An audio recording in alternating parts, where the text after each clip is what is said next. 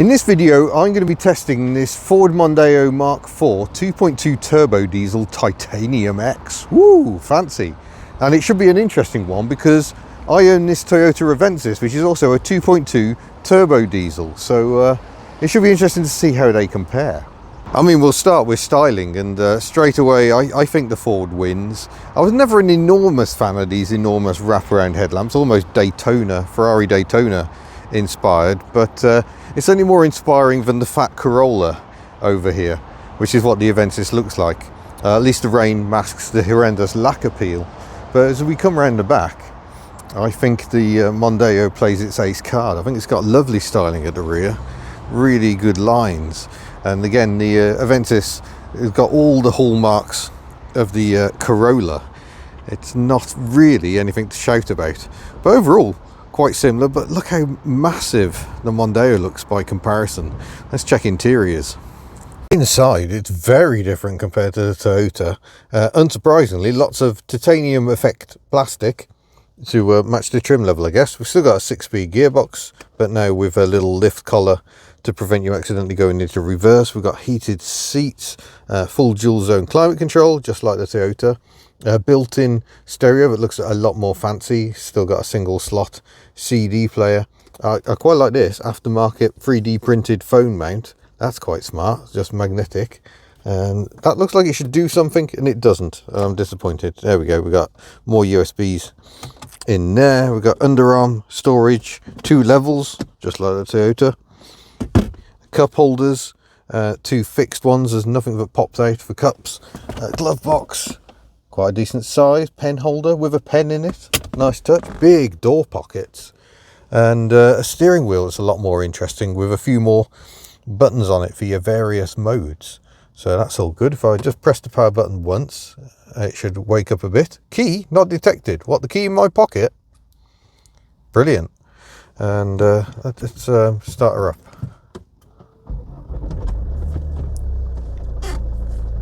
Engine malfunction. Encouraging. Apparently I can make that go away by pressing OK. Apparently it's been doing that for 7 years so far and still seems to be working. So you got various menus, a bit clearer. It's all a bit more, feels a bit more modern than the Toyota, but it's still, you can tell it's a diesel, can't you?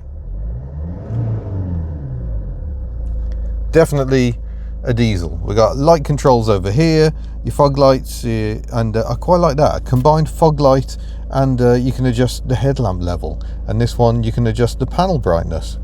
That's quite nice. We're on auto lights at the moment. All your window and mirror controls over here. It just feels a bit more stylish than the rather grey and black and uninspiring Toyota. So and it all seems to work as well, and the heated seats, I can confirm, are warming my bum nicely.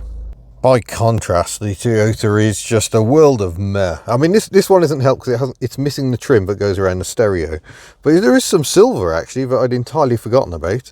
6-speed gearbox, still with a lift collar, but reverses next to first on this one. Little cubby down here. Again, 2-level storage over here. A more capacious glove box, I think, but the door storage, not so good. And there's also buttons up here on this panel that's trying to fall out of the roof with your map reading lights and all that. And it's got the auto dipping rear mirror, which I think the Mondeo has as well. I do quite like the dials because they're like a Lexus LS400. If you turn it on, everything wakes up and it looks quite funky. But the automatic wipers aren't very good. Be interested to see what the Mondeos are like. The auto headlamps also pretty rubbish. They're not on now, even though it's very, very murky. That's where the switches differ. The light controls all on the stalk on this. Yeah, it's all a bit bland in here, but it does do the job. I mean, it does the job of getting you down the road. It provides the information you need. It isn't about being fancy. And it has got a fancy cup holder though. How cool is that? In the rear of the Mondeo, as you'd hope for something this big, space is just astonishing. That's the seat set for me. I'm 5'10". The legroom is crazy abundant. See, we've got more USBs down here, aftermarket, plugged in the cigarette socket, little ashtray. That doesn't feel the best quality, but nice big windows. But things do swoop down a bit. around the head. You notice how close the head restraints are to the top of the roof, but it's all good. There is enough space, it just doesn't necessarily feel like it. Leather seats in the back, or well, actually you've got sort of half leather seats. Cup holders in the armrest, doesn't look like a ski hatch, and a bit of storage in there as well. So yeah, the back of the Mondeo feels very spacious indeed. The Avensis compares pretty favourably, to be honest. There's still plenty of room for my legs. We got a USB, well, 12 volt, you have to bring your own USB. 12 volt outlet in the back, nice big windows again. But the roof seems to come down a bit more. My head is actually touching the roof in the back of the Avensis, which I don't think is very good for what is a very big car. Armrest, again with cup holders, but no hidden storage, and again, no ski hatch. And obviously on both cars the rear seat folds for extra luggage space, but it's not a bad place to be in the back of here, to be honest. It's just that my head is actually touching the roof. Well, this is going to be a comparison of lumps of plastic, but under here 2.2 litre D4D Toyota engine, legendary. There's the turbo on the back of it, and it's actually the first time I've opened the bonnet since I bought the car, so it is reliable. 136 brake horsepower over here. Over here we have actually a Peugeot Citroen engine. It's the HDI, but 2.2 litre 16 valve, the DW12. And I think the turbo, is that turbo gubbins under there? I think it might be. And various pipe work at the back, but again, there's not really very much to see here. But it's around 168 brake horsepower under the bonnet of this one. Luggage comparison, there's quite a bit of space in the Toyota, but it's not a very deep boot. I find myself running out of space quite often. The Mondeo apparently doesn't have that issue. It's got a much deeper boot going on, and obviously both have folding rear seats for even more capacity. Well, let's go for a drive in the Mondeo. Are you going to start? There we go. I'm going to manually put the lights on to make sure we got lights on, because I don't trust the automatic systems. Got the quick clear heated windscreen, of course, on the Mondeo, but good wiping performance, enough overlap, no triangle of doom. That's all good to see. And quite a hefty clutch compared to the Toyota. I've just done 3 hours in the Toyota, so an interesting comparison.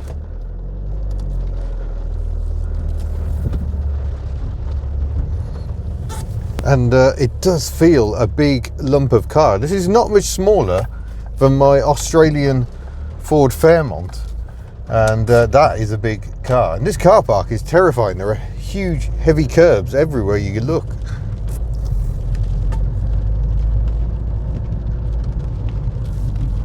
And we're going to go left here.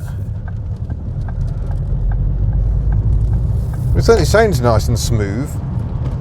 I mean, you can barely hear the engine at all, really.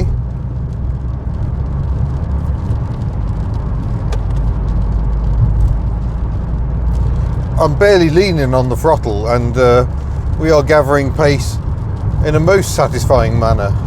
Really snickety little gear lever as well. Ford's so good at gear changes. But yeah, this feels very accomplished. Ford and Peugeot, or PSA rather, the parent company, did have a very strong relationship with diesels. So the smaller 1.6 HDI, the second generation HDI effectively, was used in a lot of Fords and Volvos, whereas the bigger 2.2 was more your Mondeos, also using the Citroen C5. And I don't know if that was used in Volvo, because Volvo's had the 5-cylinder, but we'll talk of Volvo because Ford owned Volvo at the time.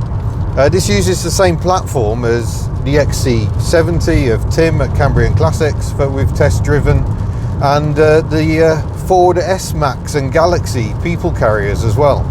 We drove an S-Max a good few years ago now, belonging to Up and Down Videos. And that had the benefit of having the Volvo 5-cylinder engine, which you could get in these as well. 5-cylinder petrol. They never did the 5-cylinder diesel in the Fords. They reckoned this was enough power. And certainly it should have a bit more shove than the Toyota, but I'm going to let the engine warm up before we really start leaning on it. I've no idea where I'm going, I'm just randomly going places. Oh, there we go, auto wipers have gone into manic mode and then slowed down again. Find auto wipers can get a bit carried away, but oh yeah, steering's nice. A bit more feel than the Toyota. Toyota is very, very numb, and I suspect it was designed deliberately to be so, just to make driving as easy as possible. That's too much. I'll manually put the wipers on then. But certainly this is fuss-free driving, isn't it?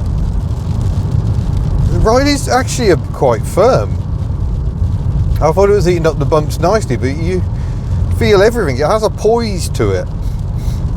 A poise the Avensis definitely does not have.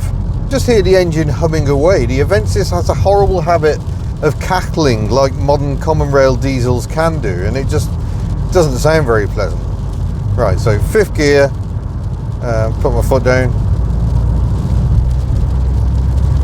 Yeah, it's only just starting to wake up and we're at 60, but we are only doing 2,000 revs, so it pulls very well under 2,000, as does the Avensis, which makes for a very relaxing driving experience. A bit more wind and road noise, I would say, in here than the Toyota.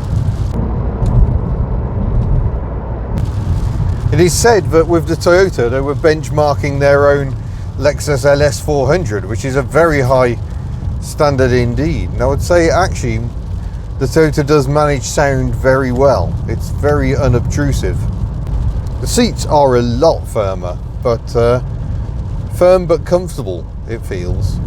Although I haven't really got time to do 3 hours in the Mondeo to see how it compares over distance. 3rd gear from 30. Oh yeah, 60. Yeah, that is quite brisk.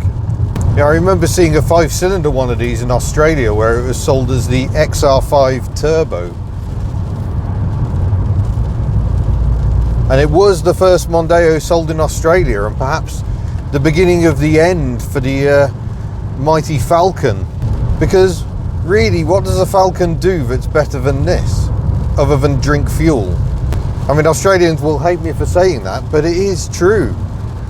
You want to cover distance in comfort, this will do it. It's got torque in absolute abundance. It's got the legendary Barra engine, but even by the end, they weren't fitting the Barra anymore. They were fitting an EcoBoost 4-cylinder even to Falcons. But yeah, this is very relaxing, very comfortable, even on a truly miserable day. Rear wiper performance is so much better. You look at the area it sweeps that you can see through, it's almost all of it. And a good wash as well. So good wiping performance, unlike the Toyota. That's an awful lot of screen it isn't clearing. And it's off center, and that upsets me slightly as well. Not the best. Tell you something I definitely do have a problem with. Gear change here, come back, elbow crashes into this blooming armrest. If the lever was just a little bit higher, that would not be an issue. We can fully give it the beans from an absolute standstill and see how brisk this puppy is. Let's wait for our gap.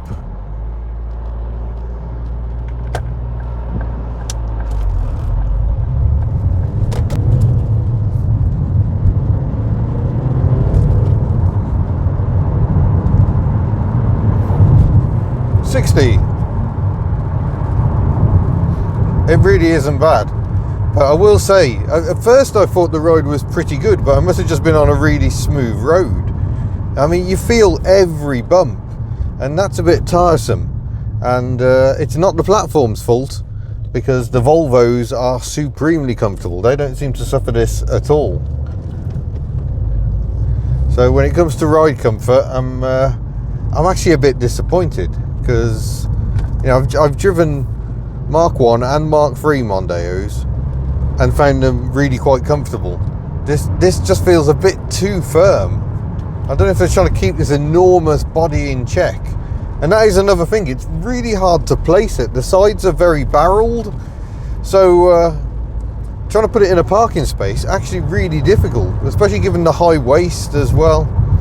So I'm not loving it. There is a lot here to like, don't get me wrong, but I don't think this is tempting me out of my Avensis. Well, it seems only fair to pit the Avensis along the same route. And there's what I really don't like about this car. It just sounds horrible. But nonetheless, we shall go wipers auto, lights manual. Clutch feels a lot lighter. And we shall ease away. Better mirrors and flatter sides make the, and the fact I'm sitting a bit higher up as well, mean this feels a bit easier to drive than the, or certainly easier to place than the Mondeo. There is a nasty vibration in this which isn't helping. There's a bit of resonance going on. It sounds like a plastic cover maybe. Sort of shudders through it a bit. Rain all over the windscreen. Where are my auto wipers? I have to force them into action.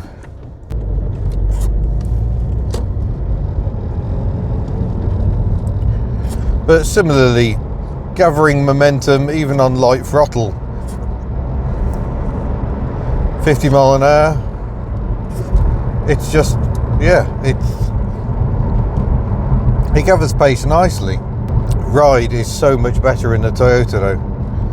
And Mondeo really was very firm. Mondeo had a lower profile on the tyres, which I don't think was helping. But this, I think this is on 55s. It's not exactly as meaty as I like in a sidewall. But again, we got a good wiper performance, good overlap, no triangle of doom.